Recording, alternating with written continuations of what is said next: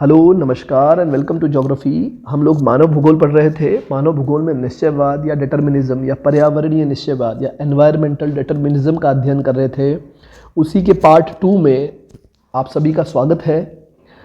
आप लोगों से एक रिक्वेस्ट है कि आप जैसे ये वीडियोस देखते हैं तो प्लीज़ आप नीचे कमेंट सेक्शन में अपने व्यूज़ ज़रूर बताइए कि आपको वीडियो कैसा लगा, क्या ये आपके लिए नॉलेजेबल था।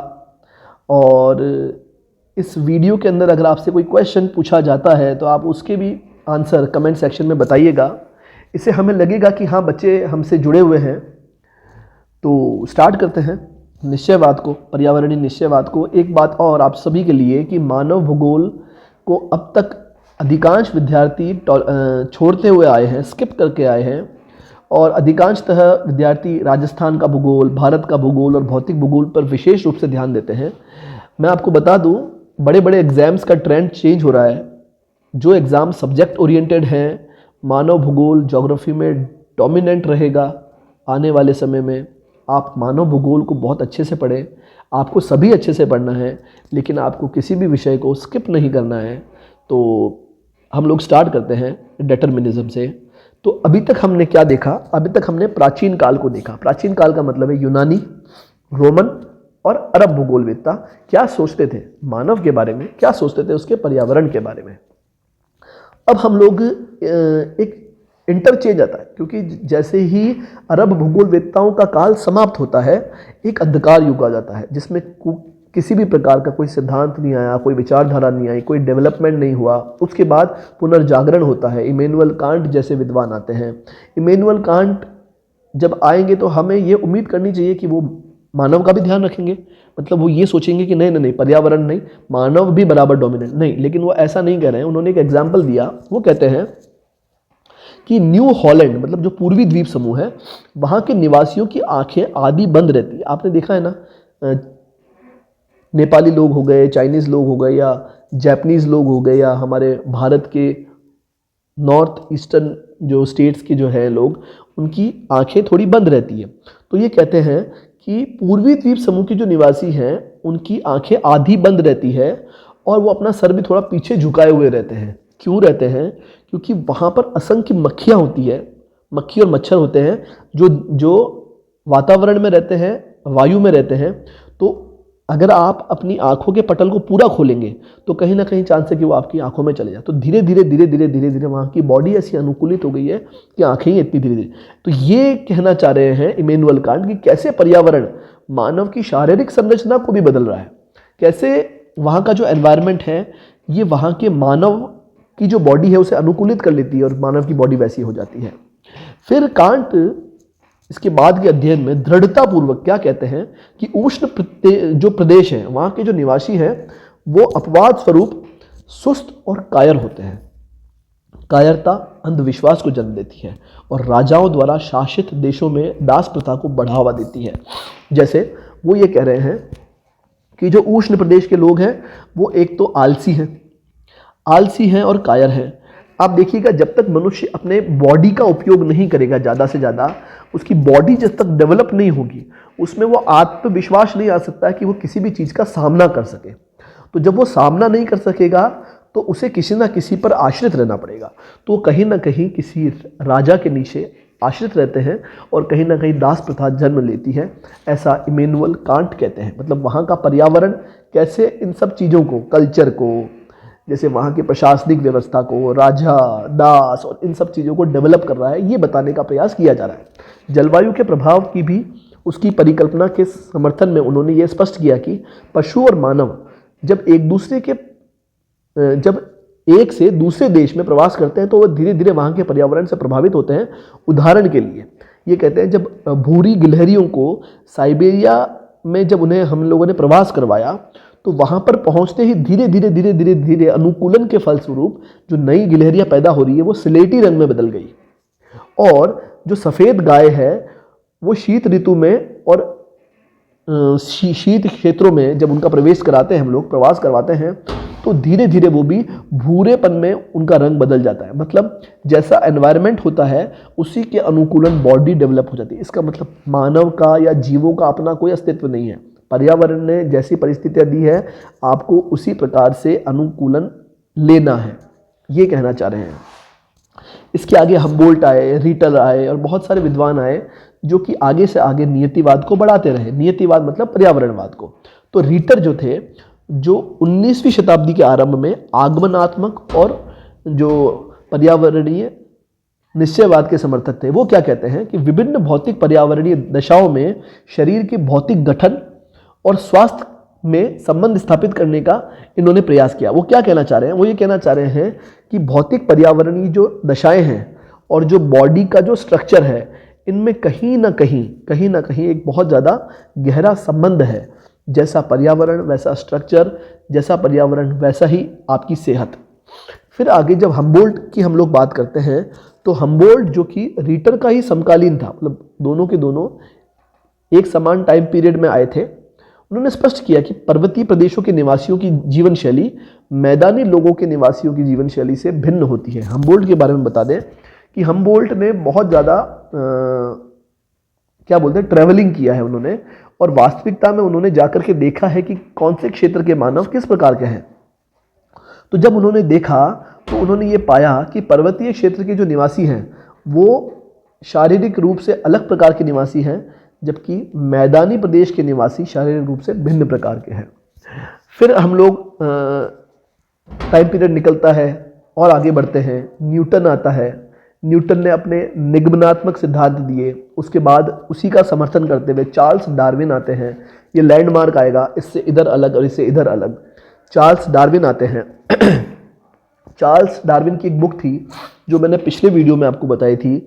उसका नाम क्या था? उसका नाम था जीवों की उत्पत्ति या ओरिजिन ऑफ स्पीसीज।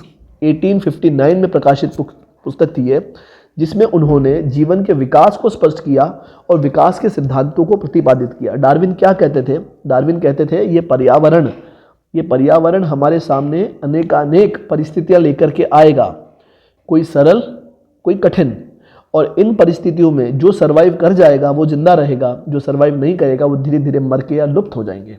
मतलब सर्वाइवल ऑफ द फिटेस्ट की संकल्पना लाए थे चार्ल्स डार्विन, और ये कहीं ना कहीं पर्यावरणवाद को जन्म देता है या पर्यावरणवाद की पुष्टि करता है कि हाँ, पर्यावरण वाकई में इतना ज़्यादा प्रभावी है कि हमें उसी अनुसार हमें सर्वाइव करना है। तो जैसा कि इसमें लिखा हुआ है कि जो उनकी पुस्तक थी ओरिजिन ऑफ स्पीसीज, जिसमें उन्होंने जीवन के विकास को स्पष्ट किया और विकास के सिद्धांतों को प्रतिपादित किया, निश्चयवाद के समर्थकों के लिए यह पुस्तक बहुत महत्वपूर्ण हो गई, क्योंकि यह पर्यावरण और उसके जीव के संबंध को बताती है तथा इसके अतिरिक्त इसमें विकास के अनुक्रम को बताया है। इसमें इन्होंने ये बताया है कि किस प्रकार से जो पर्यावरण है वो किस प्रकार से हमारे विकास को निर्धारित करता है। फिर हम लोग जब बात करेंगे कि डार्विन ने यह प्रदर्शित करने का प्रयास भी किया कि हमारे संसार में जीवित वस्तुओं का बाहुल्य कैसे अपने पर्यावरण से अंतः समायोजित है। मतलब डार्विन ये कहने का प्रयास कर रहे थे कि जितने भी जीवित लोग हैं, जीव हैं, जीवित चीज़ें हैं, वो सभी के सभी कैसे अपने पर्यावरण के साथ अनुकूलित है। अगर पर्यावरण के साथ अनुकूलित नहीं हो तो शायद उनका जीवन का जो अस्तित्व है वो संकट में पड़ सकता है। फिर इसके बाद डार्विन के जो ये सिद्धांत थे, जो इन्होंने तर्क के माध्यम से और विज्ञान के माध्यम से अपने सिद्धांत दिए, ये उस समय के और उसके बाद के जोग्राफर्स के लिए बहुत इंपॉर्टेंट हो गया, और कहीं ना कहीं जोग्राफर्स ने इसी के आसपास अपने सिद्धांत डेवलप करना शुरू किए कि हाँ, पर्यावरण इज़ वेरी मच इम्पॉर्टेंट, और जो ह्यूमन है वो उतना इम्पॉर्टेंट नहीं है, वो तो सिर्फ और सिर्फ इसी पर्यावरण के आलोक में अपने सारे के सारे काम संपादित करता है। क्लियर बात है। फिर हम लोग बात करते हैं वैज्ञानिक निश्चयवाद का संस्थापक हम फ्रेडरिक रेडजेल को कहते हैं। उन्होंने शास्त्रीय भौगोलिक निश्चयवाद, सामाजिक डार्विनवाद के तत्वों की आपूर्ति की और एक जीव के रूप में राज्य के सिद्धांत का प्रतिपादन किया। क्या मतलब है इसका? बेसिकली फ्रेडरिक रेडजेल एक विद्वान हुए थे। उन्होंने ये कहा कि अब तक आप लोग जिस निश्चयवाद की बात कर रहे हैं, पर्यावरणीय निश्चयवाद की जो आप बात कर रहे हैं वो ठीक है, लेकिन हम लोग बात करते हैं सामाजिक डार्विनवाद की। मतलब वो ये कहना चाह रहे हैं कि मनुष्य जिस राज्य में जो रहता है, जिस पेरीफेरा में जो मनुष्य रहता है, वो भी एक प्रकार के जीव के समान है, और इस सिद्धांत के अनुसार राज्य अपना जीवन पृथ्वी से प्राप्त करता है। मतलब कोई भी राज्य है, कोई भी स्टेट है, कोई भी सरकार है, कोई भी व्यक्ति है, कोई भी व्यक्तियों का समूह है, वो अपना अस्तित्व किससे प्राप्त कर रहा है? वो अस्तित्व पर्यावरण से ही प्राप्त कर रहा है। ठीक है।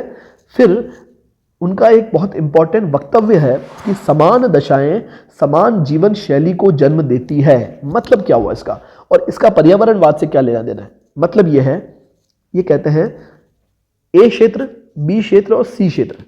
ए क्षेत्र में भरपूर तापमान है, भरपूर वर्षा होती है। सी क्षेत्र में भी भरपूर तापमान है, भरपूर वर्षा होती है। लेकिन बी क्षेत्र में तापमान बहुत न्यून है, ठंड अधिक पड़ती है, वर्षा कम होती है। ये कहना चाह रहे हैं समान दशाएं कहाँ हैं? ए में और सी में है, तो यहाँ पर समान जीवन शैली भी समान होगी। यहाँ जो घर बनेंगे वो ऐसे बनेंगे कि बारिश का पानी अंदर ना आए। क्लियर बात है। यहाँ पर जो लोग कपड़े पहनेंगे वो कम से कम कपड़े होंगे, क्योंकि वहाँ पर टेम्परेचर बहुत ज़्यादा है। वहीं जबकि जो बी टाइप के जो लोग हैं वो अधिक से अधिक कपड़े पहनेंगे, और मकान ऐसे होंगे जो शीत अनुकूलित हों। तो बेसिकली ये कहना चाह रहे हैं समान दशाएं समान जीवन शैली को जन्म देती है। मतलब जैसी प्राकृतिक दशाएं होंगी वैसे ही मानव का जीवन शैली होगी। मतलब पर्यावरण कितना इंपॉर्टेंट हो गया, वही ये चीज़ बताना चाह रहे हैं।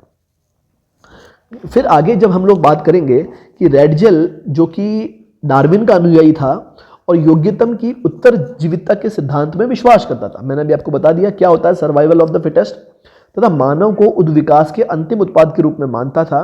उसने भी यही माना कि किस प्रकार से पर्यावरण में आगे से आगे संघर्ष करके मानव एक उत्कृष्ट जीव के रूप में विकसित हुआ है, और उसने अपना अनुकूलन इस पर्यावरण के अनुसार कर लिया है। मतलब कुल मिला के ये इसी के अनुसार जिएगा, क्योंकि इसने इसी के अनुसार अनुकूलन कर लिया है।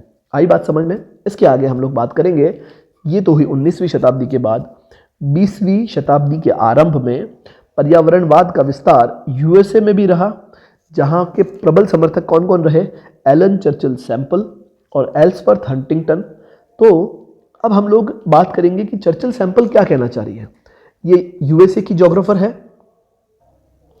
चर्चिल सैम्पल क्या कहती है? देखिएगा, आप देखें कि ये बेसिकली एलन चर्चिल सैम्पल जो है ये भी पूरी तरीके से पर्यावरणवाद में विश्वास करती थी, निश्चयवाद में विश्वास करती थी। मतलब प्रकृति का और पर्यावरण का, ये पर्यावरण का इस मानव के ऊपर पूरी तरीके से डोमिनेंट है, ये स्वीकार करती थी। कौन स्वीकार करती थी? Alan Churchill sample. अब इनका जो वक्तव्य है उसको मैं पूरा पढ़ूंगा, आप लोग ध्यान से सुनिएगा। ये मनुष्य के बारे में क्या सोचती है और पर्यावरण के बारे में ये क्या सोचती है। ये बोलती है कि मनुष्य पृथ्वी तल की उपज है।